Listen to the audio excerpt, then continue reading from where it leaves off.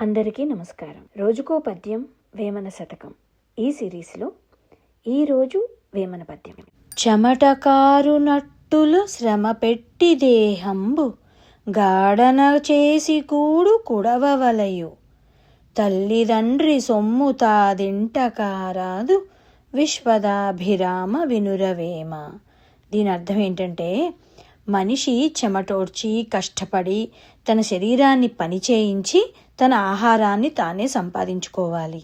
శ్రమ లేకుండా వచ్చింది నిజమైన జీవనం కాదు. ఇతరుల మీద, ముఖ్యంగా తల్లిదండ్రుల సంపాదన మీద ఆధారపడడం మనిషికి తగదు.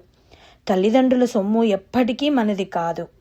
మన కష్టం, మన శ్రమతో సంపాదించినదే మనకి గౌరవము, విలువ తీసుకుని వస్తాయి. అందుకే వేమన గారు చెప్తున్నారు, స్వయంగా కష్టపడి జీవించాలి, ఆధారపడే జీవితాన్ని విడిచిపెట్టాలి అని.